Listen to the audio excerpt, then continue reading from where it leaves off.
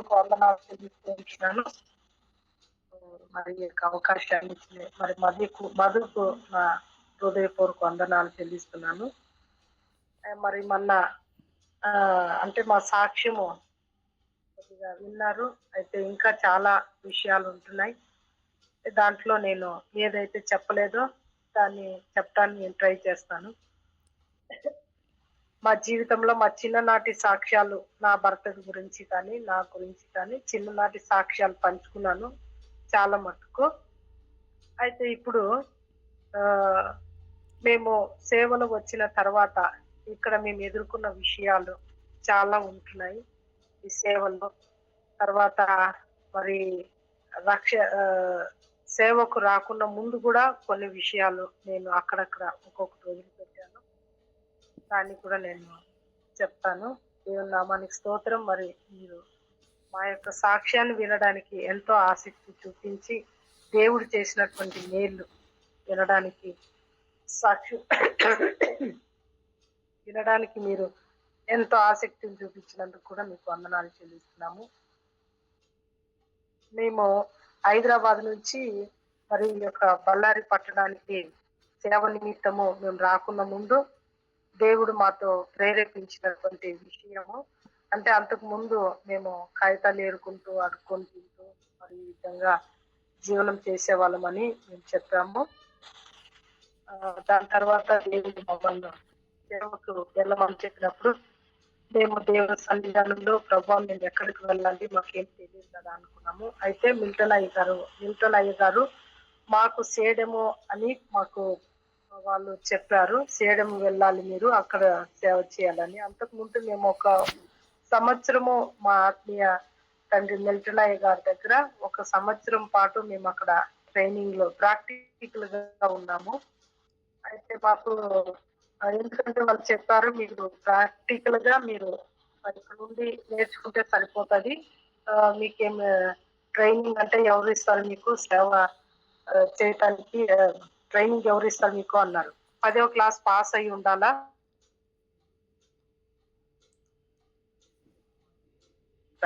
సర్లే ఏదైతే ఏమైందని మరి అక్కడ మేము పాస్టర్ మా ఆత్మీయ తండ్రి దగ్గర 1 సంవత్సరం పాటు మేము అక్కడ ట్రైనింగ్ చేసాం ప్రాక్టికల్ గా. అక్కడ కూడా చాలా సమస్యలు ఎదుర్కొన్నాము. భయంకరమైన తిండి తిప్పలు లేకుండా అక్కడ అవస్థపడ్డాము. ఆ తర్వాత మాకు సేడం అని చెప్పి వాళ్ళు చెప్పారు. కానీ మాకైతే ఇక్కడ బళ్ళారి పట్టణం రావాలని చెప్పి దేవుడు మాతో ప్రేరేపిస్తున్నారు. కానీ బళ్ళారి పట్టణానికి వెళ్తామంటే మా మమ్మీ డాడీ వాళ్ళు ఒప్పుకుంటలేరు.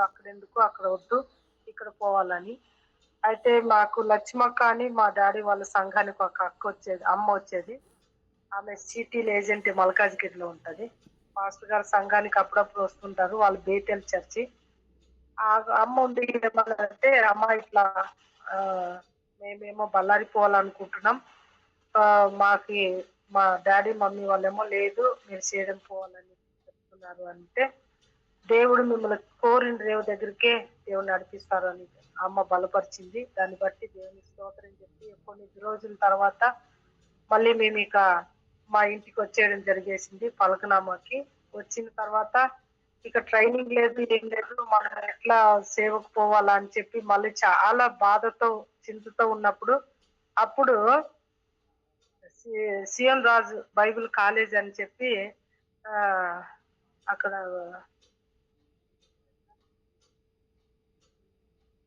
రాజ్పాల్ అన్న ఒక 3 నెలలు విజయవాడలో ట్రైనింగ్ ఇస్తారంటే అక్కడికి పోయినాము.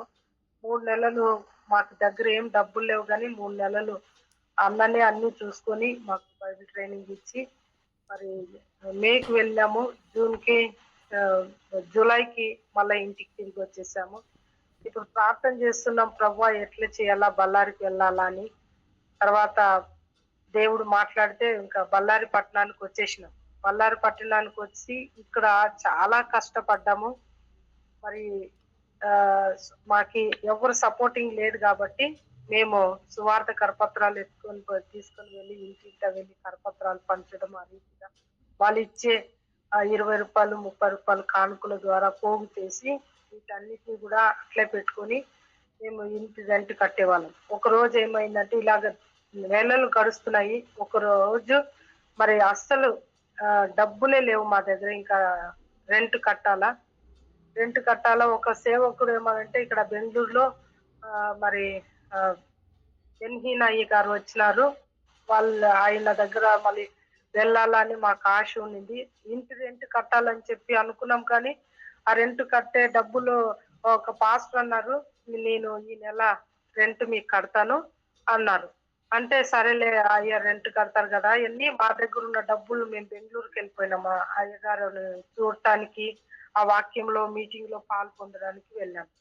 అయితే తిరిగి వచ్చిన తర్వాత ఆయన ఏం చేశారు, అసలు ఆయన ముందర వెళ్ళి 3-4 సార్లు వెళ్ళినా కూడా ఆయన రెంట్ విషయంలో ఏమీ మాట్లాడలేదు పాస్టర్ గారు.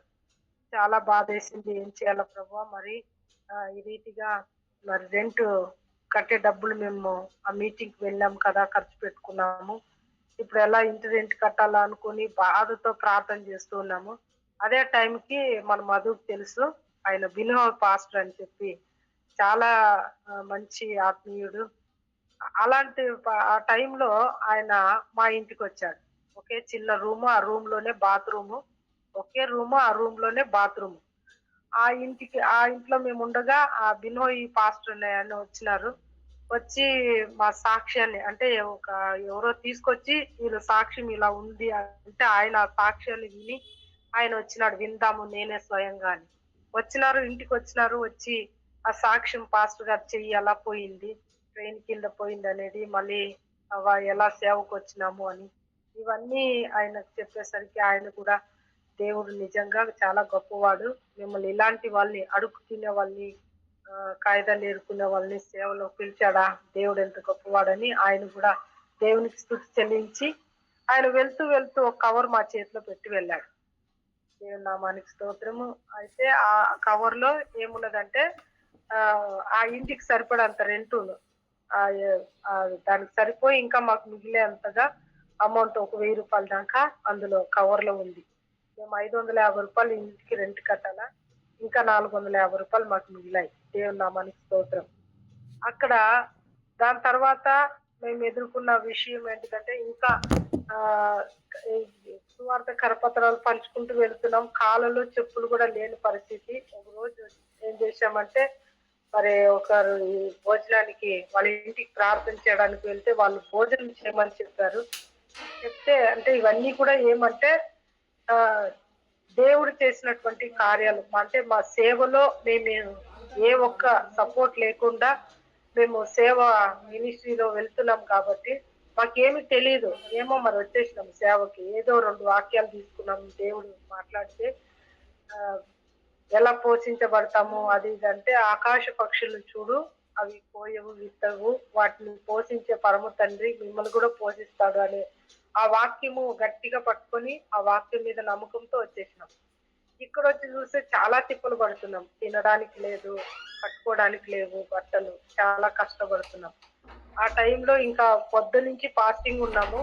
మరి ఒక ఇంటికి ప్రార్థనకు పిలిస్తే పోయినాము. అక్కడ మా ఇంట్లో కూడా ఏమీ లేవు. అక్కడ వెళ్తే వాళ్ళు భోజనం రెడీ చేసినాం. సాయంకాలం 6-7 అవుతుంది. భోజనం చేసుకొని పోండి అంటే, లేదు మాకు ఇంట్లో వండి పెట్టొచ్చాము అని మేము ఆ మాట చెప్పి వచ్చేసినాం. ఎందుకంటే పిల్లలుగానే వెళ్ళి తినడం మంచిది కాదు కదా. అప్పుడు వస్తే మా ఇంటి దగ్గర కూల్గి నుంచి ఒక ఫ్యామిలీ, క్రిస్టియన్ ఫ్యామిలీ, వాళ్ళు సిఎస్ఐ సంఘానికి పోతారు. వాళ్ళు ఏం చేశారంటే కూల్గు నుంచి వచ్చారు. ఎన్నో బియ్యము, కృష్ణాయిలు, మరి తర్వాత కొంచెం కానుకలు అవన్నీ తీసుకొని వాళ్ళు వచ్చి 7 గంటల కాడ వాళ్ళు మా ఇంటి దగ్గర కూర్చున్నారు. దాదాపు మేము వచ్చేవరకు 9 గంటలు అవుతుంది. 2 గంటల సేపు అక్కడే కూర్చుని ఉన్నారు వాళ్ళు మా కోసం. ఇచ్చి వెళ్దాము అని 5 కేజీలు చింతపండు అట్లా దేవుడు మా అవసరతను, అక్కర్ను, మా ఆకలిని దేవుడు ఆ విధంగా తీర్చుకుంటూ వచ్చాడు. దాని తర్వాత మేము ఇంకా 2006లో మేము ఇక్కడి నుంచి ఈ కష్టం పడలేం బాబు అని చెప్పి మేము హైదరాబాద్ తిరిగి 3 నెలలు వచ్చేసినాము. మేము జూన్లో జూన్లో కాదు, మళ్ళీ రిటర్న్ ఏప్రిల్లో వచ్చినామంటే మేము మార్చిలో ఆ మధ్యలో వెళ్ళాము. హైదరాబాద్కి. అన్ని సామాన్లు తీసుకొని వెళ్ళిపోయినాము. మళ్ళా దేవుడు చెప్తే మళ్ళా ఇక్కడికి వచ్చాము. ఇక్కడ వచ్చి మరి ఈ సాక్ష్యం నేను పంచుకున్నాను. అప్పుడు ఆ రూమ్ లో మేము ఇట్లా ప్రార్థన చేసుకున్నప్పుడు దేవుడు ఈ రీతిగా ఒక బ్రదర్ను దేవుడు వాడుకున్నాడని. దాని తర్వాత మళ్ళీ మాకు ఆ పాస్టర్ గారు ఇక్కడ హైదరాబాద్కి వాళ్ళు రావాలా, మా ఇల్లు హైదరాబాద్ లో ఉంది కాబట్టి గవర్నమెంట్ ఇల్లు. అప్పుడు కూడా ఒక పరీక్ష దేవుడు మాకు పరీక్ష వచ్చింది. అదేం పరీక్ష అంటే ఇంకా నా దగ్గర 150 రూపాయలు ఉన్నది. పాస్టర్ గారు 100 రూపాయలు తీసుకొని వాళ్ళు ఇక్కడికి వచ్చేసారు. ఈ అప్పుడు మాకు ఇంకా ల్యాండ్ లేదు, స్థలం లేదు, ఏం లేదు. మేము అక్కడ హైదరాబాద్ నుంచి వచ్చి ఒక ఇంట్లో రెంట్ తీసుకొని ఉన్నాం. కానీ 150 రూపాయల్లో పాస్టర్ గారు 100 రూపాయలు తీసుకొని హైదరాబాద్కి వచ్చేసారు. ఇంక 50 రూపాయలు తర్వాత 1 రూపాయి నా దగ్గర, 51 రూపాయలు నా దగ్గర ఉంది. నేను ఇక్కడ నుంచి రాంబాబయ్య గారు సెలెక్ట్ హాల్లో మీటింగ్ పెడుతూ ఉన్నారు. రాంబాబయ్య అంటే మీ అందరికీ తెలుసు అనుకుంటాను, చాలా పెద్ద దైవజ్ఞుడు. మళ్ళీ ఆయన మీటింగ్ ఇక్కడ సెలెక్ట్ హాల్లో పెడుతున్నారంటే మరి నేను నైట్ ఇక్కడ నుంచి, అంటే మేమున్నది చాలా దూరము, ఎయిర్పోర్ట్ దగ్గర మేమున్నాము, కొడగల్ దగ్గర. ఆ సెలెక్ట్ హాల్ అంటే కోల్ బజార్ లో ఉంటది, అది చాలా దూరం. ఇక్కడ నుంచి నేను దేవినగర్ నడుచుకొని పోయినా అక్కడ ఒక సిస్టర్ వస్తే పోదామని. అక్కడి నుంచి మళ్ళీ ఆమె ఏం చేసిందంటే ఆమె కూడా నడిపించుకొని తీసుకెళ్ళింది. నేను నా మనసులో అనుకుంటున్నాను, ఈ 50 రూపాయలు ఉంది కదా, మళ్ళీ మీటింగ్ ముగించుకొని వచ్చేటప్పుడు ఆటోలో వచ్చేద్దాంలే అని. దాదాపు అంటే నేను నడిచిన నడక ఎన్ని కిలోమీటర్లు అంటే ఒక 10-12 కిలోమీటర్లు ఉంటది పోయి రావడం కూడా. అంత నడిచాను. అయితే అక్కడ రాంబాబు అన్న కానుక, ప్రత్యేకమైన కానుకను పట్టుమని చెప్తున్నాను. చెప్తే నా దగ్గర ఎంత ఉందంటే 51 రూపాయి ఉంది. అప్పుడు వెళ్ళి నేను చిల్లర తీసుకొని వచ్చి అంత ఇది కూడా లేదు, గ్యాప్ లేదు. ఇక పోరాటం నాలో చాలా పోరాటం వస్తుంది. రూపాయి వేయాలా, 50 రూపాయలు వేయాలా, రూపాయి వేయాలా, 50 రూపాయలు వేయాలా. కానుక సంచి నా దగ్గర వచ్చేంత వరకు పోరాటం జరుగుతుంది. 1 రూపాయి వేసి దేవుణ్ణి అడుక్కునే వాళ్ళని నేను చేయొద్దు అని చెప్పి 1 రూపాయి నేనే పెట్టుకొని ఇక 50 రూపాయలు నా వేసేసినాను. ఎందుకంటే అది ఉంటే 50 రూపాయలు ఉంటే ఆటోలో వచ్చేయచ్చు, దేవిలోకి వచ్చి పడుకొని మన పొద్దున ప్రేయర్కి రావచ్చు. కానీ అక్కడ అవకాశం లేదు. ఆ 50 రూపాయలు నేను కానుక సంచిలో వేసేసి రాంబాబు చెప్తే గమ్మున మళ్ళీ అక్కడి నుంచి సెలెక్ట్ హాల్ నుంచి దేవినగర్కి నడుపుకొని వచ్చాను. చాలా దూరం, చాలా నైట్ అంతా నిద్ర రావట్లేదు, ప్రార్థన చేసుకుంటున్నాను. ఇంకా పొద్దున శనివారం మీటింగ్ ఉంది, సండే పొద్దున ఇక నుంచి మళ్ళీ మా ఎయిర్పోర్ట్ దగ్గర వచ్చేసి ఎట్లా పోవాలా, నడిచిపోయేసి నాకు అవట్లేదు ప్రభు అని ప్రేయర్ చేస్తుంటే, ఏ ఇంట్లో అయితే మా విశ్వాస ఇంట్లో పనుకున్నామో వాళ్ళు వచ్చి నేను వదిలిపెడతారా మా ఇంటి దగ్గర అని చెప్పి ఆయన దేవుని కృపలో ఇంటికి తీసుకొచ్చారు. ఇంటికి తీసుకొచ్చిన తర్వాత ఇక్కడ ప్రార్థన జరుగుతూ ప్రేయర్ నడిపించాము. నేనే ప్రార్థన నడిపించినాను, పాస్టర్ గారు లేరు కాబట్టి. ప్రేయర్ సండే ప్రేయర్ అయింది. అక్కడికి వచ్చింది ఎంతమంది అంటే 4 ఉన్నారు విశ్వాసులు. 4 విశ్వాసులు ఉన్నారు ఇక్కడ. మధు చూసుకోపా అని మేము చెప్పిపోయింటే మధు మరి దేవుని చిత్తం ఎట్లుందో కానీ అతను చూసుకోలేదు. ఆ 4 విశ్వాసులు చిన్న కొట్టము, ఆ కుట్టంలో మేము ఆరాధన చేసి ఇక నేను ప్రార్థన చేస్తున్నాను. ప్రార్థన చేసిన తర్వాత వాళ్ళని వేసిండే వాళ్ళు 4 ఉన్నారు. వాళ్ళు గీద వాళ్ళు, వాళ్ళ పిల్లలు 5 రూపాయలు 10 రూపాయలు వాళ్ళు తెచ్చేసింటారు అంతే. కానీ ఆ ప్రేయర్ అంతా అయిపోయిన తర్వాత ఏ కొట్టంలో అయితే మేము ఆరాధన చేస్తున్నామో, ప్రేయర్ చేస్తున్నామో, ఆ బ్రదర్ వచ్చి ఆ కొట్టమును మాకి అంటే 40-30 సైట్, 40-30 సైట్ అది ప్రేయర్ కు నేను మందిరం కట్టడానికి ప్రేయర్ కి నేను ఇచ్చేస్తున్నాను కానుక కానీ ఆయన ఇచ్చేసాడు. దేవుని నామానికి స్తోత్రం. ఆ స్థలం మాకు అసలు ఒక స్థలం, ఒక జానుడి స్థలం కూడా లేదు. కానీ అక్కడ నేను కానుక వేసి ఇక్కడ వచ్చాము. సండే శనివారం రోజు కానుక వేసి శనివారం ఆ సండే ఉదయమే దేవుడు ఒక అద్భుతం మెరకలు చేశాడు. ఆ స్థలమును ఇప్పుడు మేమున్న మందిరం కట్టాము. పైన మందిరం ఉంది, కింద ఇల్లు ఉంది, రూములు గదులుగా కట్టాము. అయితే ఇంత పెద్ద స్థలాన్ని ఆయన ఉచితంగా ప్రభుకి కానుకగా ఇచ్చాడు. ఆ తర్వాత ఆ కానుక పెట్టి ఓపెన్ చేసి చూస్తే దాంట్లో రూ. 800 కానుక ఉన్నది. ఈ రీతిగా మమ్మల్ని దేవుడు నడిపిస్తూ వచ్చాడు. ఇక మేము 5 మంది పిల్లలతో మేము హాస్టల్ స్టార్ట్ చేశాం. ఈ హాస్టల్ పెట్టాలని మాకెందుకు ఆలోచన వచ్చింది అంటే ఆహ్, పాస్టర్ గారికి 4 క్లాసు 4 సార్లు ఫెయిల్ అయినారు. మరి నేను చిన్నప్పటి నుంచి గూడా నేను చదువుకోలేదు.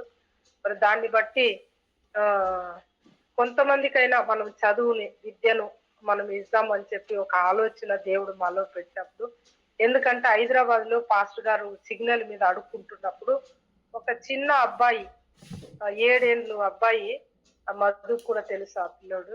7 ఏండ్ల అబ్బాయి ఆ పిల్లోడు రాజమండ్రి, హైదరాబాద్‌కొచ్చి ఏమో హోటల్‌లో పని చేసుకొని డబ్బు సంపాదించుకొని మంచి వస్తువులు కొనుక్కొని పోదాం అనుకుని వచ్చినాడు.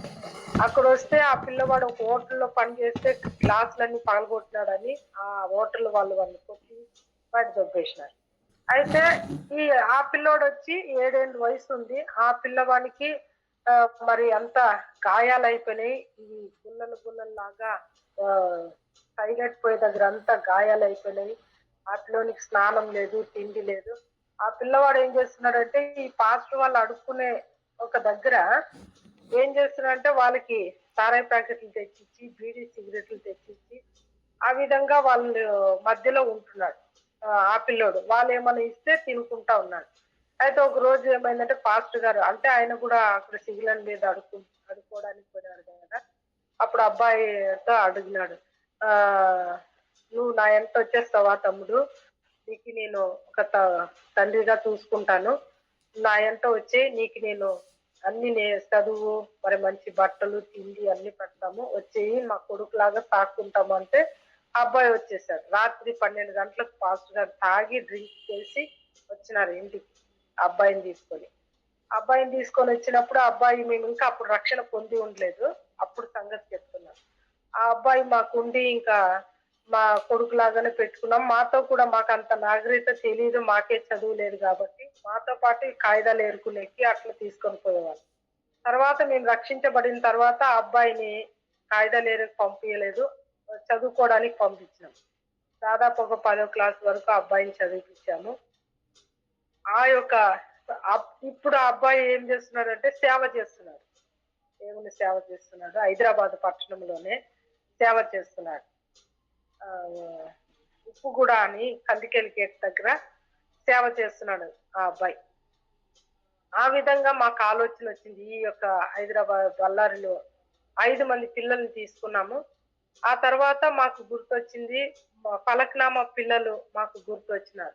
ఈ ఫలక్నామా పిల్లలు మరి వాళ్ళకి చదువు లేదు. వాళ్ళ తల్లిదండ్రులు వాళ్ళు మా కాగితాలు ఏరడానికి పోతే వీళ్ళు గూడా అక్కడ ఎళ్ళిపోయిన తర్వాత వీళ్ళు గూడా చిన్న చిన్న సంచులు తీసుకొని వీళ్ళు గూడా కాగితాలు ఏరుకునేదానికి అట్లా పోయేది, తీసుకొచ్చేది, అది అమ్మేది. ఏమేమో అన్ని గోళీలు అవి కొనుక్కునేది, చెడా బడా తినేది అట్లంతా చేస్తాంది. చదువు లేదు వాళ్ళకి. అదన్నీ మాకు దేవుడు మరి ఎట్లా ఆలోచనొచ్చిందో వారికి కూడా చదువుపిద్దాము అనే ఆలోచన మాకొచ్చింది. మాకు చదువు లేదు కదా! వాళ్ళకి కూడా చదువు నేర్పిద్దామని. అప్పుడు ఇక్కడ బళ్ళారి పట్టణం కర్ణాటక ఎట్లా వాళ్ళకి అని అనుకుంటే ఆహ్, విచార విచారిస్తే ఇక్కడ ఈ బళ్ళారి పట్టణంలో తెలుగు మీడియము ఉంది. తెలుగు మీడియం ఉంది. గర్ల్సా స్కూల్ అని ఉంది. ఒన్నూరప్ప స్కూలు ఉంది. 2 స్కూళ్ళున్నాయి. అక్కడ తెలుగు మీడియం ఉంది. మేమేం జేశామంటే, అయితే ఆ పిల్లల్ని కూడా మనం తీసుకొచ్చి చదివిపిద్దాము వాళ్ళని అని చెప్పి అనుకున్నాం. ఎందుకంటే అక్కడే ఉంటే వాళ్ళు కాగితాలు ఏరుకునే వాళ్ళుగా అయిపోతారు. వద్దు వాళ్ళకొక లైఫ్ ఇయ్యాలా. దేవుడు మనల్ని అక్కడి నుంచి బయటికి తీసినాడు కదా! ఎందుకంటే పాస్టర్ గారు అడుక్కు తినేవాడు. నేను కాగితాలు ఏరుతా ఉంటుంది. దాంట్లో నుంచి దేవుడు మనల్ని బయటికి తీసినప్పుడు మనం గూడా వీళ్ళని తీద్దామని 17 మంది పిల్లల్ని తీసుకొచ్చినాం. అక్కడి నుంచి మేమున్న ఏరియా ఫలక్నామాలో 17 మంది పిల్లలు, ఇక్కడ ఒక 5 మంది పిల్లలు. మొత్తం కలిసి ఆహ్, 17 ఒక 5 మంది పిల్లలు. ఎంతంటే 22 మంది. 22 మంది పిల్లలు ఇక్కడ హాస్టల్‌లో పెట్టి వాళ్ళకి చదివిపిస్తూ అంతా ప్రతిదీ కూడా ఆరం భారం భరిస్తూ వాళ్ళని రెడీ చేయడము, వాళ్ళకి స్నానము, తిండి అన్ని విధాలుగా చూసుకుంటూ మేము 10 సంవత్సరములు హాస్టల్ పెట్టాము. 10 సంవత్సరములు పిల్లల్ని చదివిపించి దాంట్లో ఆ తర్వాత ఇంకా కొంతమంది ఈ యొక్క ఆ, పిల్లల్ని చూసి ఇంకా 8 మంది పిల్లల్ని ఈ యొక్క బళ్ళారి పిల్లల్ని వచ్చారు. వాళ్ళతో కలిపితే 30 మంది పిల్లలు. 30 మంది పిల్లలు, నేను, పాస్టర్ గారు ఈ బళ్ళారి పట్టణంలో దేవుడు మమ్మల్ని దీవించి ఆశీర్వదించాడు. వాళ్ళకి విద్య, చదువు అన్ని కూడా వాళ్ళకి ఇచ్చుకుంటూ తిండి అంత పెట్టి వాళ్ళకి మంచి నాగరికత, దేవుని వాక్యము దాంట్లో చిన్నపిల్లలుగా ఉన్న వాళ్ళే 13 వయసు 14 వయసు వచ్చినప్పుడు వాళ్ళు బాప్టిజం తీసుకున్నారు. కొంతమంది పిల్లలు దాంట్లో కొంతమంది పిల్లలు బాప్టిజం తీసుకున్నారు. ఇంకా మిగతా పిల్లలు వాళ్ళు ఇంకా అలాగే ఉన్నారు. దేవుని మహాకృపలో 30 మంది పిల్లల్ని పెట్టి ఇక్కడ దేవుడు పోషించాడు. మాకే ఒకప్పుడు తినడానికి లేదు, మేమే ఒక పిచ్చం అడుకునే స్థితిలో ఉన్న మాకి మేమే ఇంకా చదువు చెప్పడానికి చదివించడానికి దేవుడు 30 మంది పిల్లల్ని ఇక్కడ పెట్టి ఆయన పోషించాడు. దేవునికే సమస్త మహిమ కలుగును గాక. ఇంకా నేను ఇంతకు ముందు చెప్పినాను కదండి సాక్ష్యము, దాంట్లో మరి కాగితాలు ఏరుకునే దాంట్లో మరి ఆడుకొని తినే దాంట్లో చాలా మంది మరి రక్షించబడ్డారు దేవుని కృపలో. హైదరాబాద్ పట్టణంలో మేము ఫస్ట్ మేమే రక్షించబడ్డాము. దాంట్లో ప్రతి వారము కూడా మేము ఫలక్నామా ఏరియా కాదు మల్లన్న గుట్టలో మాకు స్థలం ఇచ్చారు. ఆ మల్లన్న గుట్టలో నుండి మేము ఇద్దరమే, పాస్టర్ గారు నేను మరి రామకృష్ణపురంకి ప్రార్థనకు వెళ్తున్నాము అని చెప్తే మా వెంట చాలా మంది వచ్చారు. చాలా మంది వస్తే వాళ్ళు కూడా మా తోటి అంటే మా జత పని వాళ్ళు కూడా వాళ్ళ జతలో మేము మా జతలో ఫ్రెండ్లీగా అలాగ ఉన్నప్పుడు దాదాపు అంటే ఒక 40 మంది దాకా దేవుడు అక్కడ రక్షించుకున్నాడు. పలకనామ మల్లన్న గుట్టలో 40 మందిని దాకా ప్రభు రక్షించుకున్నాడు. ఈ మేము ఎప్పుడైతే ప్రభు వైపుకు తిరుపబడి మరి దేవుణ్ణి నమ్ముకొని దేవుని సన్నిధానికి మందిరానికి వెళ్తూ పోతూ వస్తుండగా అందరూ కూడా దాంట్లో దేవుణ్ణి నమ్ముకొని తాగు నుండి కొన్ని అలవాట్ల నుండి విడిపించబడ్డారు చాలా మంది. ఇప్పుడు దేవుని మహాకృపను బట్టి అక్కడ మందిరం ఒకటి స్థాపించబడి ఉంటున్నది. అంత మాత్రమే కాదు, నేను అక్కడ ఉన్నప్పుడు మళ్ళీ అక్కడ పాడిచెరు పని ఆ ఊరు ఏది ఇది దాని పేరు రావట్లేదు నాకు, పాడిచెరు పని అక్కడ ఊరు మల్లన్న గుట్ట దాటి ఇంకా పోవాలా, ఇప్పుడు బార్కాస్ దాటిపోవాలా. అక్కడ బార్కాస్ కూడా దాటి వెళ్ళిపోయిన తర్వాత పాడిచెరు పని వస్తుంది. అక్కడ ఒక 500 మంది చిన్న గుడిసి చేసుకుని ఉన్నారు. ప్రభు అక్కడ కూడా మమ్మల్ని తీసుకొని వెళ్ళి కొంతమందిని అక్కడ కూడా రక్షించుకున్నారు. దేవుని మహాకృపలో అక్కడ కూడా అనేకులు మరి మందిరం కట్టబడి ఉంటున్నది. మేము ఒకసారి వెళ్ళి చూసినప్పుడు దాదాపు అంటే ఒక 300 మంది దాకా అక్కడ రక్షణ పొందుకున్నారు. మేము వెళ్ళి సువార్త చెప్పడం, మమ్మీ డాడీ వాళ్ళని కూడా పిలుచుకొని పోయినాం. అక్కడ ఐజాక్ అన్నను వాళ్ళందరినీ కూడా అక్కడ పిలుచుకొని పోయి అక్కడ డాడీ వాళ్ళకి పరిచయం చేశాము. వాళ్ళంత దూరం వెళ్ళలేక వాళ్ళు వదిలేశారు. కానీ అక్కడే పాత చెరువులో ఉన్న ఒక అతను పాస్ వచ్చి అక్కడ వారు చెప్పి ఇక అక్కడ వాళ్ళు రక్షణలో నడిపించి అక్కడ మందిరం కట్టబడి ఈ దీన సేవకుల ద్వారా దేవుడు ఇంత గొప్ప సేవ జరిగిస్తాడని మేము ఎప్పుడు కూడా అనుకోలేదు. మా కళలో కూడా మేము అనుకోలేదు. కానీ దేవుడు ఇంత సేవను ఆయన కృపను బట్టి ఆయన జరిగించుకున్నాడు. మరి ముఖ్యంగా నాకు సాక్ష్యము చెప్పాలి అని చెప్పినప్పుడు నాకు ఎంతో సంతోషమైంది. ఎందుకంటే దాంట్లో పూర్తిగా నేను చెప్పలేకపోయాను. పాస్టర్ గారు కత్తి తీసుకొని పొడుచుకోవడం చెప్పినానో లేదో నాకు తెలీదు. పాస్టర్ గారు అది తాగి కత్తి తీసుకొని నాకు పొడిచి 6 కుట్లు పడ్డాయి నాకు. మరి పాస్టర్ గారు కూడా అదే కత్తితో పొడుచుకోవడం ద్వారా అతనికి మరి 25 కుట్లు బొడ్డు దగ్గర నుంచి మరి ఛాతి నుంచి బొడ్డు దగ్గర వరకు ఒక పేగు బయటకు వచ్చేసింది. పేగు బయటకు వచ్చింది. మరి ఆయనకి 25 కుట్లు వేశారు. అప్పుడే చనిపోతామేమో అనుకున్నాం కానీ దేవుని చిత్తం ఈ రీతిగా ఉంది. మరి ఆ యొక్క ఉస్మానియా హాస్పిటల్లో మమ్మల్ని వేసినప్పుడు అందరూ కూడా ఇటువైపున అటువైపున చనిపోతున్నారు కానీ మాకు ఎవరు కూడా ఒక కాయ గాని పండు గాని ఇచ్చేవాళ్ళు లేరు, లేదా మమ్మల్ని పలకరించడానికి వచ్చేవాళ్ళు ఎవరు కూడా లేరు. మేమిద్దరము పేషెంట్లే, ఇద్దరమే ఉన్నాము. అప్పుడు పరిపూర్ణంగా ప్రభువుకి మేము సమర్పించుకోవడం జరిగింది. అంతకు ముందు అట్లా పోయేవాళ్ళము, వచ్చేవాళ్ళము చర్చికి. రామకృష్ణపురం అంటే నిర్మల్ నగర్కి పోయేవాళ్ళము, వచ్చేవాళ్ళం. మళ్ళా వచ్చి మళ్ళా యథావిధిగా నెలకు ఒకసారి అట్లా పోయేవాళ్ళం. ఎప్పుడైతే మాకు ఈ కత్తేటు పడిందో అప్పటి నుంచి ఇంకా మేము రెగ్యులర్ గా చర్చికి వెళ్ళడం జరిగింది. వెళ్ళి చర్చికి వెళ్ళి జరగడం ద్వారా ఇంకా దేవుడు మమ్మల్ని ఈ రీతిగా ఆశీర్వదించినాడు. దేవుని నామానికి స్తోత్రం. ఇప్పుడు అలాంటి అడుక్కొని తింటున్న మా జీవితాలు, బ్రతుకులు ఏ కారు దగ్గర వెళ్ళి చేతులు చాపి బిచ్చం అడుకున్నామో అట్లాంటి కారుకి దేవుడు ఓనర్ గా చేసి దేవుడు చాలా బ్లెస్ చేసినాడు, ఆశీర్వదించినాడు. ఇంతగా జరుగుతుందని, ఇంతగా దేవుడు దీవిస్తాడని మేము ఏ రోజు కూడా మేము అనుకోలేదు. కానీ దేవుని మహాకృపను బట్టి దేవునికి స్తోత్రము. మరి సాక్ష్యం ద్వారా మరి ఎంతమంది దేవుణ్ణి ఎందు బలపడుతున్నారో నాకు తెలీదు. ఎందుకంటే అక్క మా సాక్ష్యం అంటే రియల్ గా చూసిన ఆమె, అక్క పేరంటే నళిని అక్క, మమ్మల్ని చూసిందంట. నాకు ఈ సాక్ష్యం పంచుకున్న తర్వాత నాకు మధు కాల్ చేసి ఇస్తే అక్క దగ్గర నేను మాట్లాడినాను. చాలా అక్క మమ్మల్ని చూసింది కదా, మేము కాగితాలు ఏరే చూసింది కదా, మేము అక్కడ కాగితాలు ఏరి రామకృష్ణపురంలో అక్కడ సంచులన్నీ అక్కడ పెట్టుకునే వాళ్ళం. స్టేషన్ దగ్గర పెట్టుకొని పేపర్లో మేమేం చేసే వాళ్ళం అంటే వాళ్ళ ఇండ్ల దగ్గర, నళిని అక్కడ ఉంది కదా, వాళ్ళ ఇండ్ల దగ్గర వెళ్ళి మేము కాగితాలు మాకి గిన్నెలు తీసుకొని పోయి ఉండం.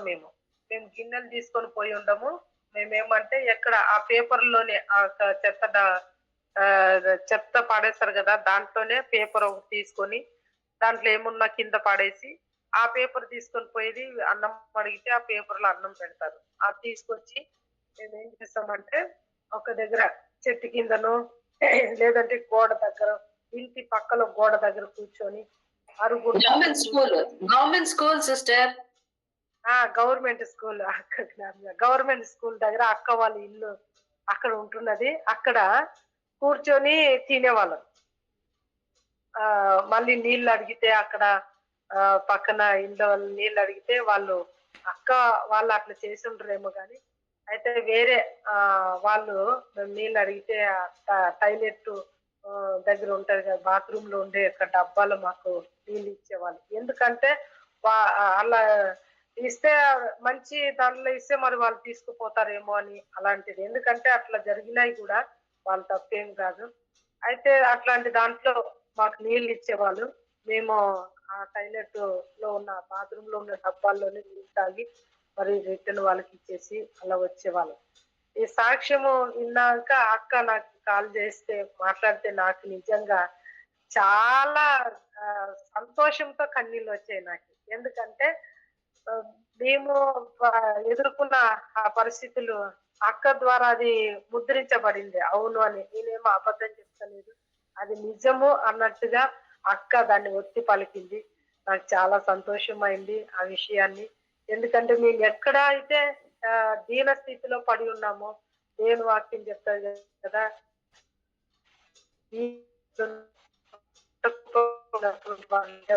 రాజుతో ప్రధానులతో కూర్చోబెడతాననే వాక్యం ఉంది కదా, ఆ వాక్య ప్రకారంగా దేవుడు మమ్మల్ని ఆ పెంట కుప్పలో నుండి దేవుడు లేవనెత్తి ఈరోజు ఈ స్థితిలో, ఈ స్థానంలో దేవుడు మమ్మల్ని పెట్టాడు. ఈ సాక్ష్యం చాలా మటుకు కర్ణాటక అంతా కూడా లో మేము వెళ్ళి పంచుకున్నాము. దేవుడు చాలా మహిమ పొందుతూ ఉన్నాడు ఈ సాక్ష్యం ద్వారా. చాలా మంది చదువుకొని కూడా ఎక్కువగా అంటే ఆత్మీయ స్థితిలో ఉజ్జీవంగా లేని పరిస్థితిలో కూడా ఈ సాక్ష్యం విని ఇలాంటి వాళ్ళని దేవుడి సేవలో వాడుకున్నాడంటే మాకు ఏం తక్కువ, మమ్మల్ని కూడా వాడుకుంటాడని చాలా మంది సాక్ష్యం ద్వారా ఉజ్జీవించబడ్డారు. ఇలాగ దేవుడు మహిమ పొందుతున్నందుకు దేవుని కోటి స్తోత్రాలు చెల్లిస్తూ ఉంటున్నాను. మరి నాకు ఈ అవకాశం, ఈ సాక్ష్యం ఒకసారి కాదు 2 సార్లు కూడా మాకు అవకాశాన్ని ఇచ్చారు. దేవునికి నేను ఎంతో వందనాలు చెల్లిస్తున్నా. మీకు కూడా నా హృదయపూర్వక వందనాలు చెల్లిస్తూ ఉంటున్నాను. మమ్మల్ని జ్ఞాపకం చేసుకొని మీరు సాక్ష్యం వినడానికి అవకాశం ఇచ్చారు. అందుకు వందనాలు. మరి దేవుడు ఈ సాక్ష్యాన్ని దీవించిన గాక.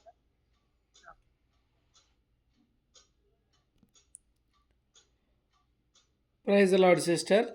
ఏమైనా వాక్యం పంచుకుంటున్నారా సిస్టర్? ఒక 10 నిమిషాలు ఏమైనా? తప్పకుండా అయ్యా, పంచుకుంటా.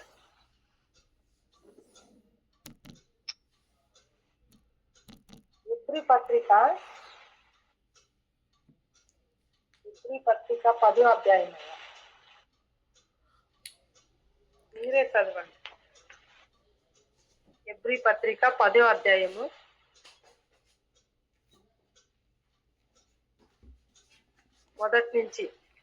మొదటి వచనం. మధు ఉంటే మధు కానీ, లేకుంటే తెలుగు. 10వ అధ్యాయము ఇబ్రీ పత్రిక 10. మొదటి వచనం చదవమంటారా? అవునయ్యా, మొదటి.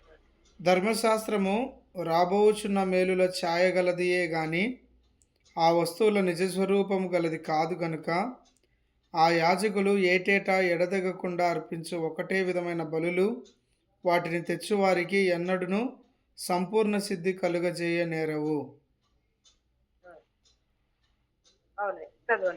అలాగు చేయగలిగిన ఎడల సేవించు వారొక్కసారే శుద్ధపరచబడిన తరువాత వారి మనస్సాక్షికి పాపజ్ఞప్తి ఇకను ఉండదు గనుక వాటిని అర్పించుట మానుదురు కదా. అయితే ఇక్కడ అంటే యేసుక్రీస్తు ప్రభు గురించి మనం ఇక్కడ చూడబోతున్నామయ్యా. ధర్మశాస్త్రము చేయలేనిదటువంటిది యేసుక్రీస్తు ప్రభు మన కొరకు చేసి ఉన్నాడు అని. ధర్మశాస్త్రము ప్రకారంగా చూసినట్లయితే అదేమంటే వాళ్ళు ఏటేటా బలులు అర్పించుకుంటా వచ్చేవాళ్ళు. ధర్మశాస్త్ర ప్రకారంగా, మోషే ధర్మశాస్త్ర ప్రకారంగా వాళ్ళు యాజకుల కొరకును ప్రజల కొరకును వారు బలులు అర్పించుకుంటా వస్తూ ఉన్నారు. అయితే ఈ విధంగా వాళ్ళు సంవత్సరము వాళ్ళు బలులు అర్పించటం ద్వారా వాళ్ళకి పాపము మళ్ళీ గుర్తొస్తూ ఆ పాపాలు వాళ్ళకి గుర్తొస్తా ఉండేది. మళ్ళీ వాళ్ళు బలులు అర్పిస్తా వస్తున్నారు. అయితే అది పూర్తిగా ఆ బలులు అర్పించడం ద్వారా పూర్తిగా పాపము తీసివేయబడలేదు. అయితే పూర్తిగా పాపము తీసివేయబడలేదు కాబట్టి వాళ్ళకి పాపము మళ్ళీ జ్ఞాపకం వచ్చేది. అయితే యేసుక్రీస్తు ప్రభువు నేను చదువుతున్నానయ్యా, ధర్మశాస్త్రము రాబోతున్న మేలుల ఛాయే కానీ ఆ వస్తువుల నిజ స్వరూపము గలది కాదు.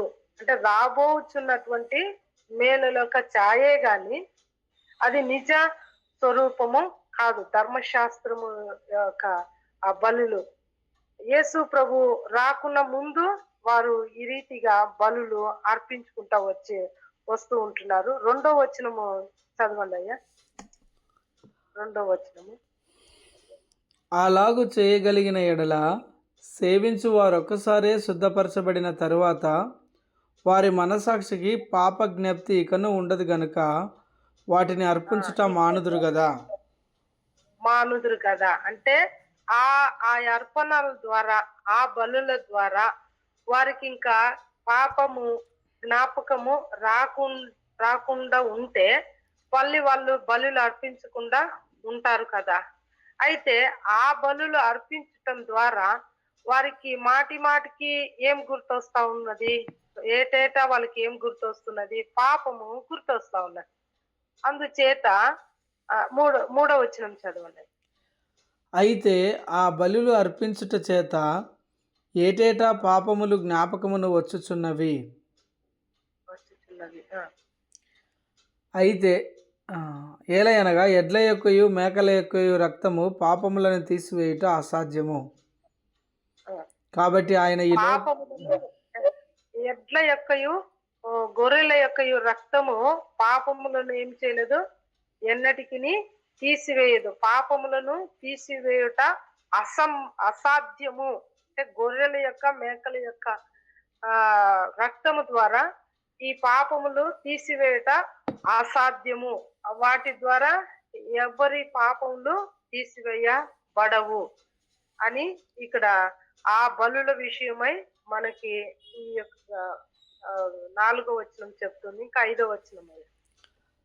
కాబట్టి ఆయన ఈ లోకమందు ప్రవేశించినప్పుడు ఇలాగు చెప్పుచున్నాడు, బలియు అర్పణయు నీవు కోరలేదు గాని నాకొక శరీరం అమర్చితిని, పూర్ణ హోమములు పాప పరిహారార్థ బలులు నీకు ఇష్టమైనవి కావు. చాలయ్య. ఇక్కడ ఏం చూస్తున్నామంటే, కాబట్టి ఆయన ఈ లోకమందు ప్రవేశించున్నప్పుడు ఇలాగూ చెప్పుచున్నాడు. అంటే యేసుక్రీస్తు ప్రభు ఈ లోకంలో ఆయన ప్రవేశించుచున్నప్పుడు ఈ మాట చెప్తూ ఉంటున్నాడు. లోకమందు ప్రవేశించున్నప్పుడు ఇలాగూ చెప్పుచున్నాడు. అంటే బలియు అర్పణయు నీవు కోరలేదు కానీ నాకొక శరీరమును అమర్చితివి, పూర్ణ హోమములను పాప పరిహార్థ బలులను నీకు ఇష్టమైనవి కావు. అంటే దేవునికి యేసుక్రీస్తు ప్రభు ఈ మాట చెప్తున్నాడు. పూర్ణ హోమములు బలులు దేవునికి, తండ్రి అయిన దేవునికి అవి ఇష్టమైనవి కావు. అయితే తండ్రికి ఇష్టమైనటువంటి బలి ఏంటిదంటే యేసుక్రీస్తు ప్రభు సమస్త మానవాళి కొరకు వారి పాపములన్నీ కూడా శాశ్వతంగా తీసివేయటానికి కొరకు తాను యేసుక్రీస్తు ప్రభు ఈ లోకంలోనికి వెళ్ళి ఈ లోకంలో ఉన్న వారందరి కొరకు తాను తన దేహంలో ఆ యొక్క పాపమును మోసుకొని ఆయన శిలువలో చనిపోయి అందరు పాపములు ఆయన మీద మోసుకొని శిలువలో చనిపోవాలనేదే తండ్రి అయిన దేవుని యొక్క చిత్తము. అందుకే యేసుక్రీస్తు ప్రభు ఈ మాట, ఈ ప్రార్థన ఆయన చేస్తూ ఉంటున్నాడు. అంటే ఈ బలులు తండ్రి అయిన దేవునికి ఇష్టమైనవి కావు. యేసుక్రీస్తు ప్రభు యొక్క దేహమును మానవాళి పాపముల కొరకు సమర్పించుటయే దేవుని చిత్తము. ఇప్పుడు 7వ వచనం చదవండి. అప్పుడు నేను గ్రంథపు చుట్టలో నన్ను గూర్చి వ్రాయబడిన ప్రకారము దేవా నీ చిత్తము నెరవేర్చుటకు ఇదిగో నేను వచ్చి ఉన్నానంటిని. బలులు అర్పణలు. గ్రంథపు చుట్టలో ఎవరి గురించి రాయబడి ఉన్నది అని మనం చూస్తే యేసుక్రీస్తు ప్రభు గురించి రాయబడి ఉన్నది. వాటి ప్రకారము దేవా నీ చిత్తము నెరవేర్చుటకు ఇదిగో నేను వచ్చి ఉంటినని, బలులు అర్పణలు హోమములు పాప పరిహారార్థ బలులను నీవు కోరలేదనియు అవి నీకు ఇష్టమైనవి కావనియు పైన చెప్పిన తరువాత ఆయన నీ చిత్తము నెరవేర్చుటకు ఇదిగో నేను వచ్చి ఉన్నానని చెప్పుచున్నాడు. ఇవన్నీ ధర్మశాస్త్రం చొప్పున అర్పింపబడుచున్నాయి. ఆ రెండవ దానిని స్థిరపరచుటకు మొదటి దానిని కొట్టివేయుచున్నాడు. ఇది అంటే యేసుక్రీస్తు ప్రభువు తండ్రి అయిన దేవుని చిత్తము బలులు అర్పణలు ఆయనకి ఇష్టమైనవి కావు. కానీ ఈ యొక్క దేవుని కుమారుడు ఈ లోకంలోనికి వచ్చి మనుషులందరి పాపములు కొరకు ఆయనే తన దేహమందు ఆయన బలిగా అవ్వాలని, బలి అయిపోవాలని తండ్రి దేవుని చిత్తం. అంటే పరలోకమందున్న తండ్రి చిత్తం. ఆ కుమారుని ద్వారా మన పాపముల నుండి, అంటే కోడెలు గొర్రెలు మేకల యొక్క రక్తం ద్వారా తీసివేయలేనటువంటి పాపములు యేసుక్రీస్తు ప్రభు యొక్క రక్తము ద్వారా మన పాపములన్నిటినీ కూడా తీసివేయటానికి తండ్రి అయిన దేవునికి చిత్తము. అందుకే ఆ తండ్రి అయిన దేవుడు యేసుక్రీస్తు ప్రభువుని తండ్రి అయిన దేవుని చిత్త ప్రకారమే ఈ లోకంలోనికి పంపించాడు. ఎందుకంటే మనం చూస్తాం కదా, మీ అందరికీ తెలిసినటువంటి వాక్యమే, దేవుడు లోకమును ఎంతో ప్రేమించెను కాగా తన అద్వితీయ కుమారుని లోకంలోనికి పంపాను. అంటే ఈ లోకంలో ఉన్న మనుషులందరిని దేవుడు ఎంతగానో ప్రేమిస్తున్నాడు. వాళ్ళందరూ కోడెలు, గొర్రెలు, మేకల యొక్క రక్తము ద్వారా వాళ్ళ పాపములన్నీ కూడా తీసివేయబడవు. వారు పరిపూర్ణులు, దాని ద్వారా పరిపూర్ణులు కాలేరు అని చెప్పి దేవుడు ఈ లోకంలో ఉన్న మనుషులందరి మీద ఎంతో ప్రేమ పెట్టి యేసుక్రీస్తు ప్రభువుని బలిగా అర్పించడానికి ఆ ఈ లోకానికి పంపించినట్లుగా మనం చూస్తాము. 10వ వచనం చదవండి.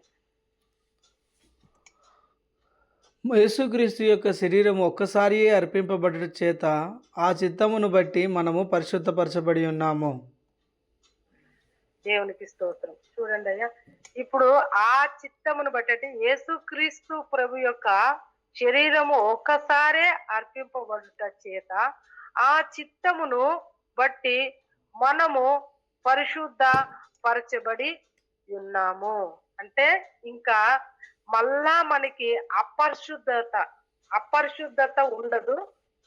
దేవుడు యేసుక్రీస్తు ప్రభువు మన కొరకు మన పాపములను కడిగినప్పుడు ఒకేసారి అంతా మన పాపములంతా కూడా ఆయన కడిగి వేశాడు. ఇప్పుడు మనము పాపులము కాము, మనల్ని ఆ యేసుక్రీస్తు ప్రభు రక్తముతో కడిగి మనల్ని పరిశుద్ధపరిచి ఉన్నాడు అని ఈ వాక్య భాగము మనకి ఎంతో ధైర్యాన్ని ఇస్తుందయ్యా. ఇక ఆయన కడిగి వేసినప్పుడు ఇంకొక పాపమో విడిచిపెట్టి సగం కడిగి సగం విడిచిపెట్టి ముక్కాలు కడిగి ఇంకా కాలు భాగం వదిలిపెట్టి అలా కాదు. కానీ ఇక్కడ దేవుని వాక్యము చాలా స్పష్టంగా మరి తెలియజేస్తుంది. ఇంగ్లీష్ లో ఇంకా బాగుంటదేమో, అది నాకు తెలీదు. కానీ ఇక్కడ తెలుగులో మాత్రం ఈ విధంగా పరిశుద్ధపరచబడి ఉన్నాము అంటే పరిశుద్ధపరచబడి ఉన్నాము. ఇంకా మనలో అపరిశుద్ధత లేదు అని ఈ వాక్యము మనకు తెలియజేస్తుంది. ఇంకా అపరిశుద్ధత మనలో ఉన్నది అని మనము ఒకవేళ అట్లాంటిది ఏమైనా ఒక భయము అలాంటిది ఒక ఏమైనా ఆలోచన మనకు ఉన్నట్లయితే ఈ వాక్యము ఏం కాదు, ఏదో ఒక కరెక్ట్ కాదు అన్నట్టు అనిపిస్తుంది. కానీ వాక్యం ఎన్నటికీ కరెక్ట్ గానే ఉంటది. అయితే మన ఆలోచనే కరెక్ట్ గా ఉండదు. ఇక్కడ ఏమనుంది చూడండి, కాబట్టి మనము పరిశుద్ధపరచబడి ఉన్నాము. మనము మళ్ళీ ఒకసారి చదవండి. యేసుక్రీస్తు యొక్క శరీరము ఒక్కసారియే అర్పింపబడుట చేత ఆ చిత్తమును బట్టి మనం అర్పింపబడుట చేత ఆ చిత్తమును బట్టి మనము ఒక్కసారి యేసుక్రీస్తు ప్రభు అర్పించబడ్డాడు, మళ్ళీ ఇంకా అర్పించబడడానికి లేదు.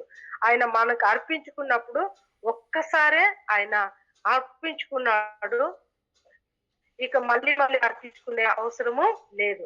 ఆ చిత్తమును బట్టి మనం అంటే మనం అందరము ఈ లోకంలో ఉన్న ప్రతి ఒక్కరు యేసుక్రీస్తు ప్రభుని నమ్ముకున్న ప్రతి ఒక్కరు కూడా మనము పరిశుద్ధపరచబడి ఉన్నాము. ధైర్యంగా పరిశుద్ధపరచబడి ఉన్నాము.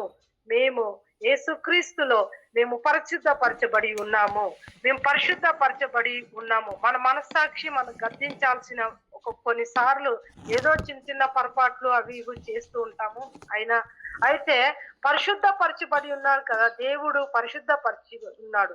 దేవుడు పరిశుద్ధపరిచిన తర్వాత అపరిశుద్ధతకు ఇక ఏ మాత్రం కూడా మన పైన అధికారం ఉండదు, చోటు కూడా ఉండదు. దేవుని నామానికి స్తోత్రం. చూడండి ఇంకా 11వ వచనం కూడా చూడండి. మరియు ప్రతి యాజకుడు దినదినము సేవ చేయొచ్చు పాపములను ఎన్నటికీ తీసివేయలేని ఆ బలులనే మాటికి అర్పించుచు ఉండును. ఈయన అయితే పాపముల నిమిత్తమై సదాకాలము నిలుచు ఒక్క బలిని అర్పించి అప్పటి నుండి తన శత్రువులను తన పాదములకు పాదపీఠముగా చేయబడి వరకు కనిపెట్టుచు దేవుని కుడిపార్శ్వమున ఆసీనుడాయను. దేవుని నామానికి స్తోత్రం. చూడండి, ఈయనైతే పాపముల నిమిత్తమై సదాకాలము నిలుచు ఒక్క బలి అర్పించి, చూడండి సదాకాలంకి అంటే ఎన్ని కాలాలు ఉన్నాయో అన్ని కాలాలకి ఈ సదాకాలము నిలిచిపోయినటువంటి ఒక బలిని యేసుక్రీస్తు ప్రభు తనను తానే మన పాపముల కొరకు బలిగా అర్పించారు. పైన చూసినట్లయితే పైన వచనములో ఈ యాజకులు ఏం చేసేవాళ్ళంట, మాట మాటికి బలిలు అర్పించేవాళ్ళు. అయితే ఈయన ఒకేసారి అర్పించి ఎక్కడ కూర్చున్నాడంటే మన అందరి పాపముల నిమిత్తమై బలి సదాకాలము నిలుచు ఒకే బలిని అర్పించాడు. సదాకాలము ఇప్పటికి ఎప్పటికి ఇంక ముందుకి కూడా సదాకాలము మనకి ఒక బలిని యేసు ప్రభు బలిగా అర్పించుకుని ఉన్నాడు. అప్పటి నుండి తన శత్రువులను తన పాదములకు పీఠముగా చేయబడు వరకు కనిపెట్టుచు దేవుని కుడిపాక్షమున ఆసీనుడయ్యను. ఇప్పుడు చూడండి, ఈ మాట మనం చూసినట్లయితే పని చేసినటువంటి వాళ్ళు, పని చేసే వాళ్ళు నిలబడుకొని నిలుచుండి పని చేస్తారు. ఇక పని అంతా అయిపోయిన తర్వాత అబ్బా పని అయిపోయిందని చెప్పేసి కూర్చుంటారు. కుర్చీలో ఎక్కడైనా కూర్చుంటారు. అంటే నా పని అయిపోయింది, ఇంక నేను అన్ని పనులు చేసిన కూర్చున్నా. అయితే యేసుక్రీస్తు ప్రభు కూడా ఏం చేశాడు, తను వచ్చినటువంటి పని అంతా కూడా ఆయన చేసేసి ఇక ఆ పనినంతా ముగించేసి ఎక్కడ కూర్చున్నాడంట, ఆయన తండ్రి కుడిపాక్షంన కూర్చొని ఉంటున్నాడు. అయితే శత్రువులు పాదపీఠమునకు వచ్చేంత వరకు కూడా, ఈ శత్రువు అంటే ఎవరు, నేను ఈ విషయంలో చూసుకున్నప్పుడు ఒక దేంట్లో ఒక బైబిల్లోనో, దాంట్లో బైబిల్ కాదు అది వేరే ఒక దానికి సంబంధించినటువంటి వాక్యానికి సంబంధించినటువంటి దాంట్లో చూస్తే శత్రువులు ఎవరు అని నేను చూసినప్పుడు, శత్రువులు అంటే మరి యేసుక్రీస్తు ప్రభుని సిలువకేసినారు కదా వాళ్ళ, లేకుంటే సైతానా, ఇంకెవరప్ప అని చెప్పి నేను అనుకున్నప్పుడు అక్కడ శత్రువులు అంటే ఎవరని నాకు బయలుపరిచినారంటే కోపము, పాపము, తర్వాత క్షమించలేని తనము, కక్ష, ఇవన్నీ కూడా ఇక దాంట్లో సాతానుడు కూడా, ఇవన్నీ కూడా ఎవరికి అంటే దేవునికి విరోధమైన కార్యాలు, ఇవన్నీ కూడా దేవునికి యేసుక్రీస్తు ప్రభువుకి శత్రువులు. అయితే వాటినన్నిటినీ కూడా పాదము దగ్గరికి పీఠముగా చేసేంత వరకు అక్కడ కూర్చుని, అంటే రాబోయే దినాలలో ఇది యేసుక్రీస్తు ప్రభువుకి, యేసుక్రీస్తు ప్రభు ఈ లోకంకి రహస్య రాకట్లో వచ్చి వెళ్ళిపోయిన తర్వాత అక్కడ ఈ యొక్క సాతానును, ఆ తర్వాత ఈ సాతాను గుణ లక్షణాలను వాళ్ళన్నిటి కూడా యేసుక్రీస్తు ప్రభుకి పాదపీఠముగా చేస్తానని తండ్రి చెప్పినట్టుగా ఆ రకంగా జరగబోతూ ఉంటున్నది. దేవుని నామానికి స్తోత్రము. మరి టైం అయిపోయింది అనుకుంటాను. ఒకవేళ ముందుకు వెళ్ళమంటే ఇంకా ఒకవేళ ఇంకొక 2-3 నిమిషాలు వెళ్ళొచ్చు. కొనసాగించండి అయ్యా, అదే క్లుప్తంగా కొనసాగించండి. సరే, దేవుని థ్యాంక్స్ అయ్యా. ఆ తర్వాత మనం చూసుకున్నాం కదా, ఎక్కడ చూసుకున్నాము, దేవుని కుడిపార్శ్వమున ఆసీనుడాయను, ఒక్క అర్పణ చేత ఈయన పరిశుద్ధపరచబడి వారిని సదాకాలమునకు సంపూర్ణులుగా చేసి ఉన్నాడు. సదాకాలమునకు సంపూర్ణులుగా ఆయన చేసి ఉన్నాడు. నాకు దీంట్లో చాలా సార్లు అయ్యా నాకు ఈ వాక్యము ఎబ్రీ పత్రిక చదువుతున్నప్పుడు 8వ అధ్యాయము, తర్వాత వచ్చేసి 10వ అధ్యాయము, 8వ అధ్యాయంలో 12 వచనము, ఆ తర్వాత 11వ వచనము, 11వ వచనము 12వ వచనములో అవును చూడండి. వారిలో ఎవడును ప్రభును తెలుసుకొనడని తన పట్టణస్థునికైనను తన సహోదరునికైనను ఉపదేశము చేయడు. వారిలో చిన్నలు మొదలుకొని పెద్దల వరకు అందరూ నన్ను తెలుసుకొందురు. నేను వారి దోషముల విషయమై దయ కలిగి వారి పాపములు ఇకను ఎన్నడును జ్ఞాపకం చేసుకొనని ప్రభు సెలవిచ్చుచున్నాడు. దేవుని నామానికి స్తోత్రం. ఈ మాట చాలా సార్లు నాకు ఈ మాట నన్ను బలపరిచింది. ఎందుకంటే ఏదో పార్పాట్లు, తప్పులు, మరి చిన్న మాటలు, కొన్నిసార్లు క్రియలు, వాటి ద్వారా చాలా నేను కుగ్గిపోతా ఉంటుంది, అయ్యో అయ్యో అని. అయితే ఈ వాక్యం చదివినప్పుడు మీ దోషములు నేను ఎన్నటికీ జ్ఞాపకం చేసుకోను. మీరే అట్లా చెప్పుకుంటున్నారు కానీ నేను జ్ఞాపకం చేసుకోను. మీ పాపములు నేను ఎన్నటికీ జ్ఞాపకం చేసుకోను అని ఎవరో చెప్పేది కాదు కానీ ప్రభువే సెలవిస్తున్నాడు అని చెప్పారు. ఒక్కసారి కాదు, రెండోసారి కూడా ఇక్కడ చెప్తున్నాడు. చూడండి 10వ అధ్యాయము 17వ వచనం చదవండి. వారి పాపములను వారి అక్రమములను ఇకను ఎన్నటికి జ్ఞాపకం చేసుకొనను అని ప్రభువు చెప్పుచున్నాడు. చూడండి, మళ్ళీ ఇక్కడ కూడా వారి పాపములను వారి అతిక్రమములను ఇంకను ఎన్నటికి నేను జ్ఞాపకము చేసుకొననని ఎవరు చెప్తున్నారు? ప్రభువే చెప్తున్నాడు. ఇంక వేరే ఎవరో ఇక్కడ చెప్పట్లేదు. అక్కడ ప్రభువే చెప్తున్నాడు, ఇక్కడ కూడా ప్రభువే చెప్తున్నాడు. ఈ మాట నేను ఎందుకు మరి నాకు జ్ఞాపకం వచ్చిందంటే, అక్కడ మనల్ని 10వ అధ్యాయంలో మనం పైన చదువుకున్నాం కదా, అక్కడ సంపూర్ణంగా ఒక్కసారే మనల్ని ఏం చేసినాడు? మన పాపములన్నిటినీ కూడా ఆయన శుద్ధి చేసేసినాడు. ఆడనే అక్కడే శుద్ధి చేసేసినాడు. ఇక్కడ ఏదో ఎందుకంటే ఈ వాక్యము మరి నాకు సమయం ఉంటే దేవుని చిత్తం అయితే మరి ఎప్పుడైనా ఒకవేళ ఈ వాక్యం నేను చెప్తాను. ఆదాము ఉన్నాడు కదా, ఈ ఆదాము ఎక్కడి నుండే వచ్చినాడు. ఇప్పుడు రోమిలకు రాసినటువంటి పత్రికలో కొరింథీయులను ఉంటుందయ్యా, నాకు కరెక్ట్ గా రెఫరెన్స్ గుర్తు రాలేదు కానీ వాక్యం ఉంది. అయితే అక్కడ ఆదాము చేసినటువంటి కన్నా పెద్ద పాపము మనం ఏమీ చేయలేదు, కానీ ఆదాము ఒక పాపము ఎవరిలో ఉంది? ప్రతి ఒక్కరిలో ఉంది అన్నమాట. ఆదాము చేసినటువంటి అదే పాపము ప్రతి ఒక్కరిలో ఆ పాపము అలాగనే అది వచ్చుకుంటా ఉంది. అందుకనే పౌలు భక్తుడు ఏమంటాడంటే, ఈ మాట అంటాడు. పౌలు భక్తుడు ఏమంటాడంటే, నేను చేయుచున్నది, నేను ఏదైతే చేయకూడదు అనుకుంటున్నానో వాటిని నేను చేస్తున్నాను. వేటినైతే నేను చేయకూడదు అనుకుంటున్నానో అది చేస్తున్నాను. అది చేసేది నేను కాదు, నాలో నివసించుతున్న పాపమే అని చెప్తున్నాడు. అయితే మనందరిలో కూడా పాపము నివసించుతున్నది. అది ఎవరు పాపము? ఆదాములో ఉన్నటువంటి ఆ పాపము మన అందరిలో కూడా ఉంటున్నది. అందుకనే ఏదో ఒకసారి మనం ఏం చేస్తున్నాము? ఆ పాపములను మనము చేయకూడదు అనుకుంటున్నాము.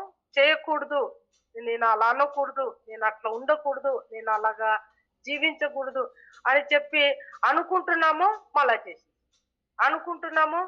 చేస్తాం.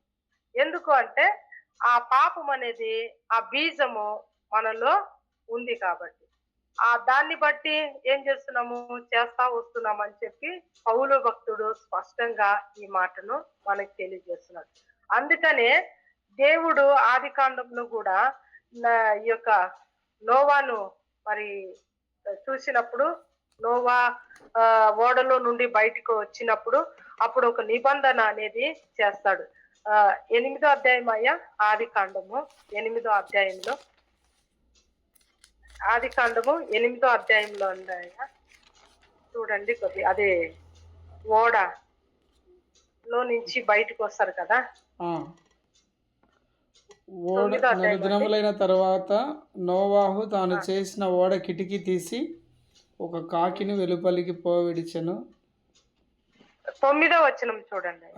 నీళ్లు భూమి అంతటా మీద నున్నందున తన అరకాలు నిలుపుటకు దానికి స్థలము దొరకలేదు గనుక ఓడలో నున్న అతని యొద్దకు తిరిగి వచ్చెను. అప్పుడు అతడు చెయ్యి చాపి దాన్ని పట్టుకొని ఓడలోనికి తీసుకొని అతడు మరి 7 దినములు తాలి మరలా ఆ నల్లపావురమును ఓడలోనికి వెలుపలికి విడిచెను. సాయంకాలం నాది అతని యొద్దకు వచ్చినప్పుడు త్రుంచబడిన ఒలీవ చెట్టు ఆకు దాని నోట నుండెను కనుక నీళ్లు భూమి మీద నుండి తగ్గిపోయానని నోవాహుకు తెలిసెను. అతడు ఇంకా ఆయన 21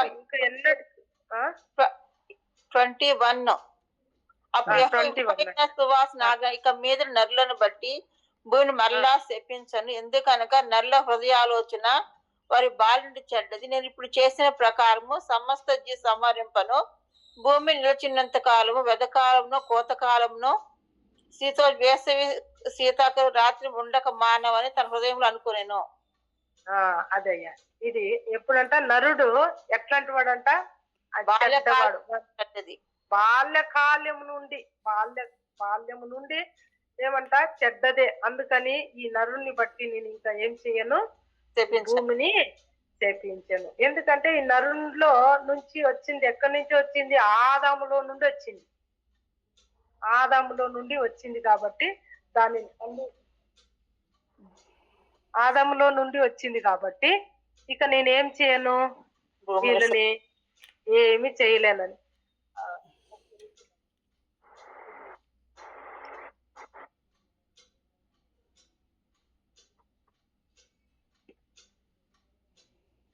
సరే, అయితే దేవుడు ఏం చేశాడు, అట్లా ఆయన అనుకున్నాడు.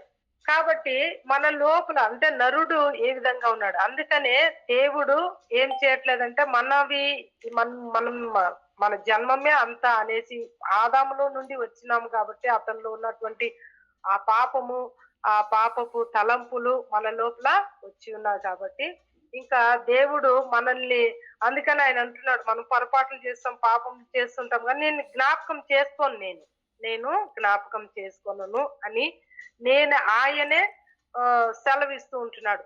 ఈ మాటలు విన్నప్పుడు చాలా ధైర్యం అనిపించింది, చాలా బలం అనిపించింది. ఎందుకంటే చిన్నపిల్లలు ఏదో తప్పు చేస్తారు, పొరపాటు చేస్తారు, వాళ్ళను మనము కొట్టి చంపేసేంతగా చేయం కదా, ఏదో ఒక చిన్న దెబ్బేసి వాళ్ళని పంపించేస్తాం.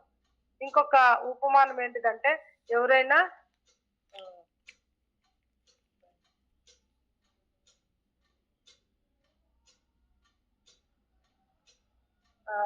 రోమియోలకు రాసినటువంటి పత్రిక 5వ అధ్యాయం 14 వచనం చూడండి.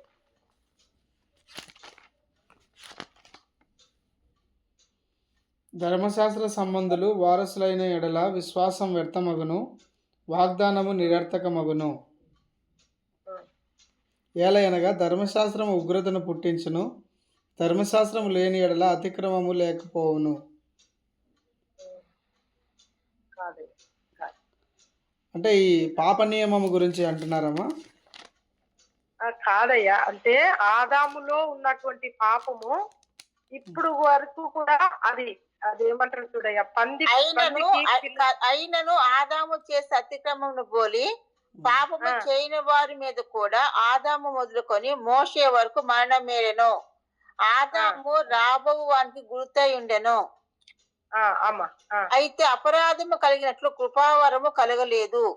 ఎట్లనో ఒకరి అపరాధం వల్ల అనేకులు చనిపోయిన ఎడల మరి ఎక్కువగా దేవుని కృపయు యేసు క్రీస్తు ఒక మనుషుని కృపచేత దానమును అనేకులకు విస్తరించెను. దేవునికి స్తోత్రం. అవునయ్యా, అమ్మ చక్కగా చదివి పెట్టింది, చాలా థ్యాంక్స్ అమ్మా. అదే అందులోనే ఉండదన్నమాట. దాంట్లో ఇంకొకటి ఉంటదమ్మా, అంటే ఈ యొక్క ఆదాము మీద ఉన్నటువంటి పాపమే ఈ రోజు వరకు కూడా అనేకుల మీద. ఆదాము చేసిన అతిక్రమమును బోలి ఆదాము చేయని వారి మీద కూడా ఆదాము మొదలుకొని మోషే వరకు మరణం మేలెను. మోషే వరకు మరణం మేలింది. దాని తర్వాత అంటే ధర్మశాస్త్రం రాబోవానికి గుర్తై ఉండెను. ఆదాము రాబోవానికి గుర్తయి ఉండెను. చదువు. అయితే అపరాధము కలిగినట్టు కృపావరము కలగలేదు. అపరాధము కలిగినట్లు కృపావరము కలగలేదు. కృపావరం అనేది ఏంటిదంటే అది క్షమించేది, అది ఎవరిని శిక్షించేది కాదు. దేవుని వాక్యం రాయబడి ఉంటది. ఈ మోషే ధర్మశాస్త్రం గురించి చూడాలంటే అయ్యా అది పెద్ద సబ్జెక్ట్ ఉంటది. అయితే ధర్మశాస్త్రం యోహాను సువార్త 1వ అధ్యాయం 17వ వచనంలో ఉంటుంది. ధర్మశాస్త్రము ఎవరి ద్వారా ఇవ్వబడి ఉన్నదంటే మోషే ద్వారా ఇవ్వబడింది. కృప అంటే సత్యము, యేసుక్రీస్తు ద్వారా కలిగెను. కృపయు సత్యము యేసుక్రీస్తు ద్వారా కలిగెను. దేవునికి స్తోత్రం.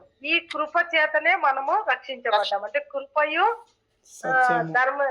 సత్యమును యేసుక్రీస్తు ద్వారా కలిగినది. ధర్మశాస్త్రము మనిషిని ఏం చేస్తుందంటే చంపుతుంది, కానీ కృప సత్యము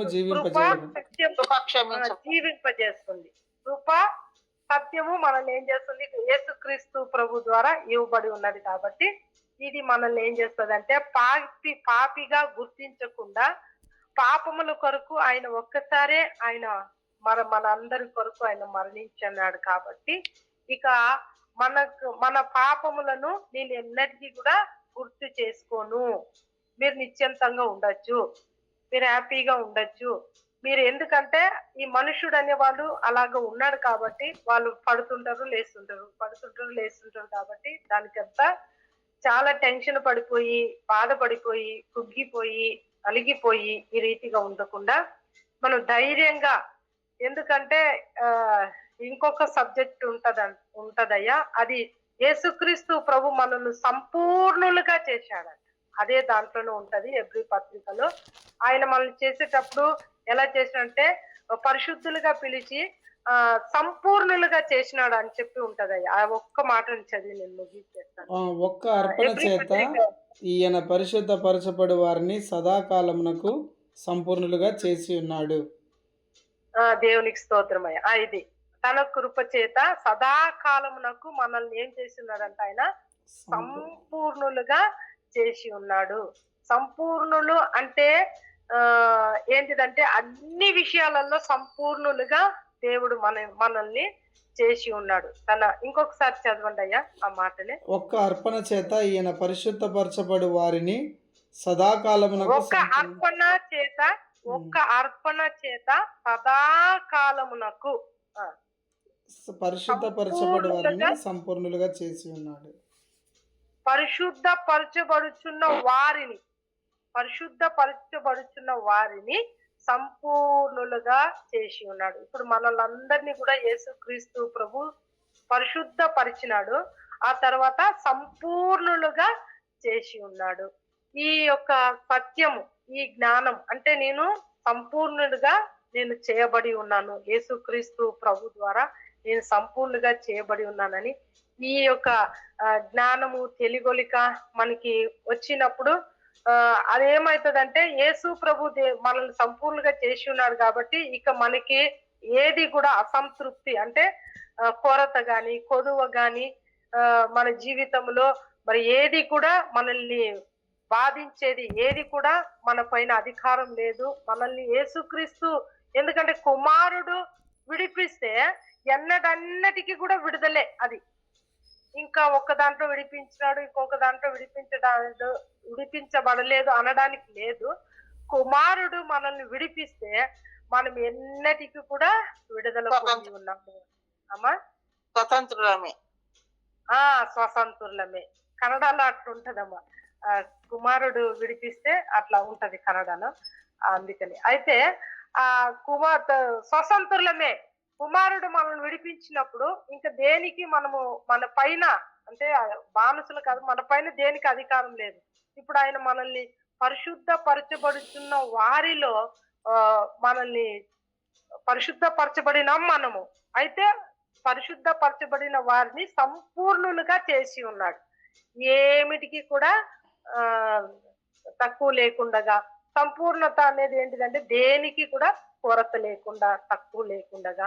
అది అయితే మన ఎందుకు మా జీవితంలో కొరతగా ఉంది, కొదువుగా ఉంది అని చెప్పి అని ఆలోచన చేస్తే ఈ మాటను మన నోటితో మనం ఒప్పుకోవాలా, మన నోటితో. ఎందుకంటే మరణము జీవము మన నాలుగు వశంలో ఉన్నదని మనం జీవాన్ని పలికినప్పుడు నేను సంపూర్ణంగా చేయబడి ఉన్నాను, నాకు సంపూర్ణతగా ప్రభు నన్ను చేసి ఉన్నాడు, నన్ను పరిశుద్ధపరిచినాడు, నేను సంపూర్ణురాలి అని చెప్పి మనం చెప్పుకున్నప్పుడు మనం సంపూర్ణమే.